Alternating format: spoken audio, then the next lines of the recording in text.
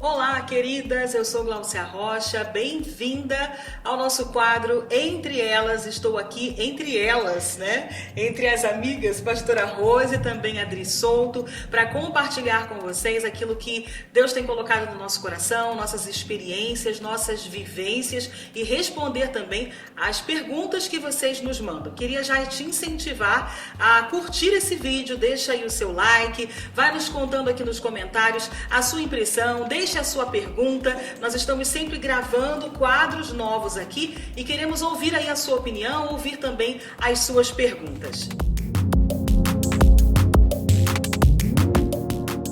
Meninas, eis a pergunta: como deixar o marido exercer o papel de liderança sem precisar acatar a tudo? Foi essa a pergunta que a gente recebeu. E eu quero fazer algumas considerações para você que mandou essa pergunta para nós ou para você que vive nessa situação. E a primeira pergunta que eu quero fazer para você é: eu gostaria que você refletisse e pensasse: o seu marido, ele vive distribuindo ordens? Porque isso pode mudar bastante a consideração que a gente tem a fazer.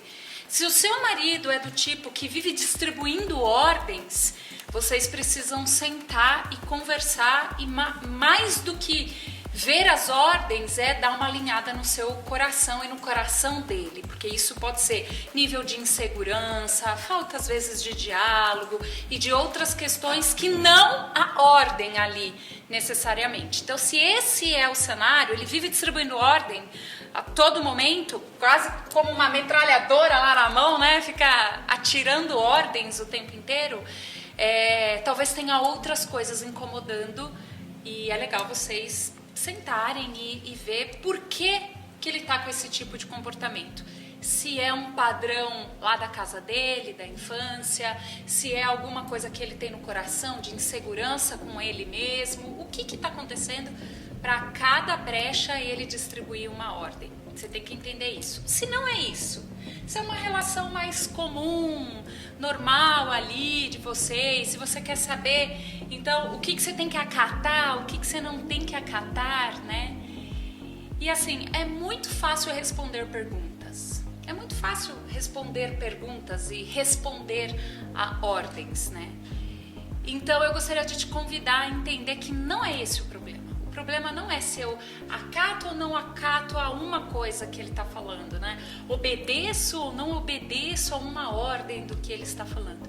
Porque a construção matrimonial, né, a construção da família é algo que nós fazemos junto para alguma outra coisa. Então não é eu contra ele ou eu num campo, sabe? Como um jogo de tênis. Sabe jogo de tênis? Que você joga a bolinha para o outro não pegar. Então, o casamento não é isso, Nem né? disputa de poder, né? Nem disputa de poder, cabo de guerra. Então, se a gente entende que o casamento é a construção de algo junto para nós e de alguma forma, ou ele está disparando muita ordem, ou essas ordens estão me incomodando, você precisa sentar e falar, mesmo que parecer coisa tonta. Ah, ele fala, sei lá, ele fica falando sobre o tanto que eu gasto em roupa, ou não, ele implica com a roupa do jeito que eu penduro, não sei, pode ser tonto, mas é algo que está ali para você resolver. Leva a sério, veja, resolva e lembra, não é um campo de guerra. E se você não tratar as pequenas coisas, elas viram enormes. E isso, uma coisa tonta hoje, que você pode falar, é só uma ordem sem sentido, ou só ele que está estressado e vive dando ordens para mim. Se você não levar essa situação que está incomodando como algo a ser resolvido, você vai ter esse problema no futuro. Mas lembre-se sempre de alinhar o coração e descobrir o motivo por trás daquela ordem ou daquele ponto que ele está colocando para você. Não se preocupe só em obedecer. Ah, isso dá ou não dá para obedecer? Não. Por que isso está vindo como uma demanda para mim? O que tem por trás disso? Esse é o ponto importante. Adriana, eu queria contribuir aqui sobre o que está por trás, né? A gente que trabalha com perfil comportamental, eu amo, né, falar sobre isso. Quero até contribuir também com a minha história, né, pessoal. O meu marido sempre, né, teve cargo de gestão, de liderança. sempre teve equipe para liderar. E ele tem, né, um dado momento da vida dele, um temperamento dominante, né? E isso estava muito em evidência nele por conta de ser líder, né, de equipe, ser muito cobrado, né, ter resultados para apresentar. O que acontecia? Né? Ele chegava em casa com a mesma frequência que ele vinha do trabalho, sabe? E chegava em casa dando ordem em mim, dando ordem nos filhos, faça isso, faça aquilo, tire isso daqui, isso aqui já está pronto, por que não fez? Né? Na mesma frequência do trabalho, ele não se percebia. Sabe como que a ficha caiu para ele? Quando ele percebeu que a cada vez que ele chegava em casa, todo mundo sumia. E ele se via sozinho na sala, sabe? Cadê a mulher? Não, já foi fazer alguma coisa no quarto. Cadê os filhos? Foram brincar, se escondendo debaixo da cama. Qualquer coisa para não estar ali com aquela convivência pesada, ouvindo ordens o tempo inteiro. Então esse buraco negro, né, que ele se viu por alguns momentos chegando em casa, fez com que ele se percebesse o que está acontecendo, que eu chego em casa, né? É um movimento normal, o pai passou o dia inteiro fora, ou a mãe, chega, os filhos querem festa, querem saber como é que foi, querem brincar, né? E ali havia um movimento contrário. E aí ele percebeu isso e parou para refletir e entendeu que a postura, o posicionamento dele estava sendo inadequado, né? Ele queria chegar em casa, ser o chefe, o patrão, o líder, quando na verdade ele tinha que ser apenas o pai, o marido, né? E quando ele entendeu isso, fez aí uma virada de chave. Ele sempre conta isso, né? Quando nós fazemos as palestras lá no SOS. E ele ensina aos homens, né, como ele fez. Ele chegava em casa, antes de abrir a porta, ele fechava os olhos, dava aquela respiração profunda, agora eu sou o pai, agora eu sou o marido. E ele entrava, né, já ali com a frequência já modificada para conseguir conviver bem e não ser aquela pessoa desagradável que só dava ordem. O que acontecia? Ele não se percebia. Sim. Né? Ele não se notava, e às vezes pode ser que seu marido tenha um temperamento dominante não tratado, né? Pode ser que ele não saiba disso, e aí cabe a você, como esposa, auxiliadora, idônea, né? Ajudadora, dá, sabe aquele toquezinho? Não é a crítica, ai, você é o manda-chuva, você é isso, não, mas com jeitinho, com carinho, você dar a ele essa visibilidade de quem ele está sendo no ambiente, de quanto isso é prejudicial para ele mesmo, né? Porque enfraquece as relações. Ninguém quer estar perto de alguém que só manda o tempo inteiro, né? E por isso sentar e conversar, porque nesse exemplo mesmo da Blau, o problema não era a ordem que ele estava dando. Não era o que ele estava falando, era a postura interior dele. Ele não estava percebendo que ele estava chegando como o chefe de equipe, o líder lá da empresa, ele estava chegando. Então, independente do que ele falasse, se a Glau, por exemplo, trouxesse, pontuasse a ordem, vocês nunca iam sair desse lugar, né, Glau? Exatamente. E muitas vezes o marido nem está dando ordem também, não Sim. Dizendo o que vocês falaram, legal. Mas assim, tem mulheres que interpretam tudo como ordem. É verdade. O marido não pode pedir nada, ele não pode dar uma sugestão, ele não pode dar uma opinião que ela entende que ele está impondo e que não sei o que, aquela coisa toda. E se as mulheres entendessem que é muito mais leve você deixar que ele lidere, que ele carregue os fardos pesados, sim, que ele tenha a decisão. A decisão, se for certa, legal, nós tomamos. Agora, se for errada, foi ele. Você entendeu? Então, assim, é tão melhor você compartilhar e deixar que o marido entenda que a decisão final foi dele. Sim. E, às vezes, é a tua. Foi você que deu aquela opinião. Foi, sim, você que trouxe aquilo. Mas o final foi ele que falou sim ou não. Sim. Aí as mulheres começam a se bater de frente porque acha que ele manda, ele não sei o quê.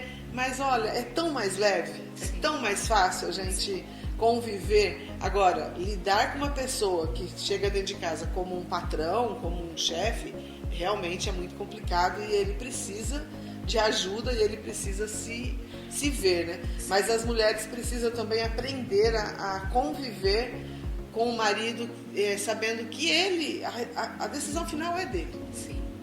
E isso é bom. Nos protege. Nos protege. Isso é bom. Né? É isso que eu falo. Se eu tomo a decisão e der errado, aí a coisa pode ficar bem complicada para mim. Agora, quando nós tomamos junto e a palavra final é dele e der errado, foi ele, não fui eu. E tem uma coisa muito legal que pra gente lembrar, que é sobre a formação, né? Então, a gente, mulher, nós carregamos em nós coisas que nós nascemos com aquilo e estamos apta. Isso, tecnicamente, se chama potencial. Existe algo que é potencial feminino, existe algo que é potencial masculino. Nós mulheres fomos feitas com algumas potências e os homens foram feitos com outras potências. E muitas vezes a gente aprende na escola, e os nossos filhos, né, essa geração, aprende muito mais isso, a valorizar o potencial. Poxa, olha o potencial do seu filho. Às vezes os professores falam na escola, né? E isso deturpa a ideia e pode gerar esse tipo de problema no casamento. Por quê? Porque a potência pela potência não resolve nada. Não adianta, por exemplo, uma Ferrari que tem uma super potência de motor, tá lá parada na minha garagem, ou eu usar uma Ferrari, sei lá, pra enfeitar ou pra usar como mesa do piquenique dos amigos do meu filho. Não adiantou nada ela ser essa potência. Então, o que eu quero trazer para você, mulher? Existe uma coisa que se chama potência feminina. Toda vez que você usar a sua potência feminina, você é uma mulher melhor. Toda vez que você tentar usar características masculinas como uma potência sua, você vai estar se prejudicando, perdendo energia. Você vai ficar cansada, fragilizada, fraca, confusa. Por quê? Porque essa força que você quer é propriamente dele e não sua. Você pode ser forte, você deve ser forte como uma mulher, usando o que é potência feminina, não o que é potência masculina, porque você só vai se perder se você tentar usar a força que é do outro e não a sua. E tem muita guerra nesse sentido, que é a mulher tentando ser forte como um homem e não forte como uma mulher. Você carrega potencialidades em você, você precisa usar essas potências. Eu costumo dizer que a mulher, quando ela tenta se colocar nesse papel, vai chegar uma hora que isso vai pesar. Sim. Ela não consegue a vida toda exercer esse papel. Sim. E aí quando ela quiser reverter, às vezes é tarde demais. O que eu mais recebo de atendimentos, né, como terapeuta de mulheres, são mulheres cansadas, sobrecarregadas, e é interessante, né? As mulheres chegam e com uma queixa, uma lista gigantesca. Meu marido não faz isso, ele não faz aquilo, eu faço aquilo outro. Ela sai com uma lista enorme e eu escuto com muita paciência. E a primeira pergunta que eu faço é: querida, quem mandou você assumir tudo isso? Né? É a primeira pergunta que eu faço, porque cada vez que você vai ocupando o papel que não é seu, né, e você vai marcando o território, muitas vezes você briga até para fazer coisas que não é o seu papel, você está enfraquecendo o seu marido.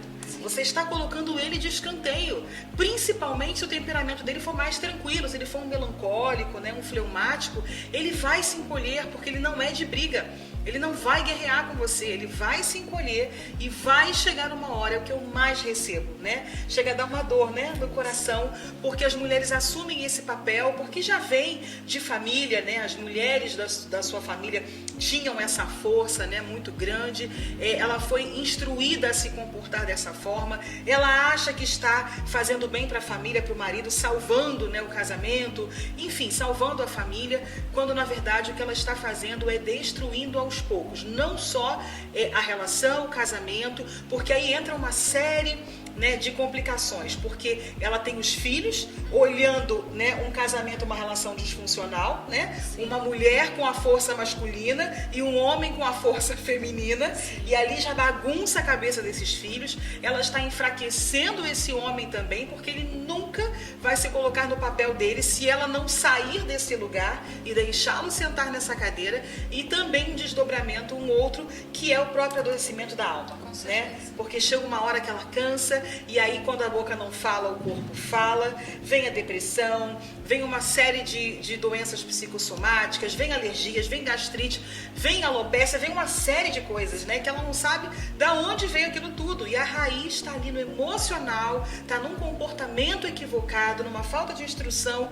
E se você que está aqui escutando esse vídeo hoje, se vê nessa posição, querida, saia desse lugar, né? Saia, mas saia correndo. Mas é até engraçado, né? No SOS a gente vê muitas mulheres que chegam lá se achando, né? Eu sou meu casamento tá em pé por causa de mim, porque eu fiz isso, eu fiz aquilo.